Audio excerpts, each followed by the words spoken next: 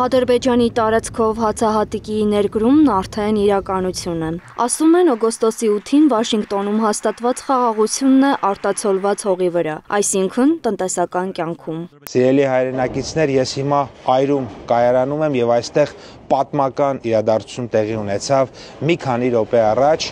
առաջին անգամ գրեթե 3.5 տասնամյակի ընդմիջումից հետո երկաթուղային ճանապարհով Ադրբեջանի տարածքով Հայաստան եկավ բեռ, մասնավորապես 15 վագոն բեռ։ Եվս 1000 տոննա այս անգամ ղազախական ծագման ցորենն արդեն Ադրբեջանի տարածքում է, Հայաստանի ճանապարհին։ Մինչ ոգևորիչ գրառումներով խաղաղության օրակարգն է հաստատվում, քաղաքացիները հետաքրքրված են։ Գնիչեցում կլինի, թե ոչ։ Էկոնոմիկայի նախարար Գևորգ Պապոյանի ներկայացմամբ Հայաստանի Հանրապետության տնտեսության ապագան խոստումնալից է։ Ես հուսով եմ, որ այսօր Հայաստան ցորեն կներմուծի միայն երկաթուղային ճանապարհով, որը շատ տնտեսապես նպատակահարմար է, ընդ որում եւ Ղազախստանից եւ Ռուսաստանից եւ էապես եւ ղազախական ցորենի ինքնարժեքը եւ նաեւ ռուսական ցորենի ինքնարժեքը երկաթուղային ճանապարհով Հայաստան գալու պարագայում էապես իջնում է։ Տնտեսագետ Սուրեն Պարսյանի խոսքով տրանսպորտային տեսանկյունից Ղազախստանից եկող ցորենը այլ հավասար պայմաններում պետք է ավելի թանկ լինի, քանի որ Բաքու-Թբիլիսի-Երևան երկաթուղին ավելի երկար է, քան Փոթի-Թբիլիսի-Երևանը։ Այսինքն միանշանակ չեն կարող ասել, որ Ղազախստանից եկող ցորենը անհամեմատ էժան կգա, քանի որ երկաթուղին ավելի երկար է պարագայում։ Բայց Ռուսաստանից եկող ցորենը Ադրբեջանի տարածքով կարող է ավելի էժան գա։ Հաշվի առնելով են, որ այս դեպքում օրինակ նավի պարոմը չի օգտագործվի եւ երկաթուղին այսպես Ռուսաստանից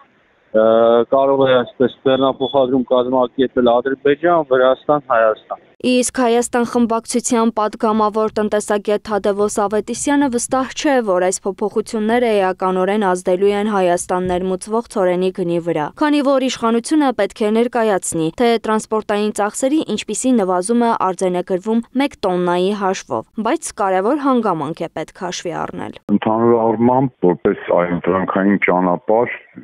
եւ լոգիստիկ հնարավորություն, դա դրական է, բայց մենք նաև չպետք է մոռանանք, թե դրա համար ինչ աշխարհաքաղաքական գին է վճարվում եւ երկրորդը, թե այսպես կուլիսների հետևում եւ թաքուն կերպով ինչ պայմանավորվածություններ կան եւ վերջո ինչի դիմաց է այս կատարում։ Նույն հանգամանքը մեկ այլ կերպ ընդգծում է տնտեսագետ Սուրեն Պարսյանը։ Հետևաբար այսպես այս բեռնափոխադրումները, որ կատարվում է վերջի շրջանում, ավելի շատ այսպես քաղաքական է, քան տնտեսական։ Քաղաքական նրանք ուզում են ցույց տալ, որ Ադրբեջանի տարածքով բեռներ փոխադրելը հնարավոր է եւ դրանով փորձում են ազդակ փոխանցել մեր հանրությանը, ասենք ներքին սպառման, որ անվտանգությունը ավելի է ամրապնդվել, խաղաղության օրակարգը ավելի է ուժեղացել, սա է, այսինքն իրենք ավելի շատ քաղաքական ազդակներ են փոխանցում, քան տնտեսական։ Համենայն դեպս էկոնոմիկայի նախարարը եւ քաղաքական եւ տնտեսական առումներով դեռ չի բացում բոլոր փակագծերը։ Թույլ տվեք, այսպես ասած, ինտրիգը մի քիչ պահել, առաջիկա օրերին մենք համապատասխան հայտարարություններ եւ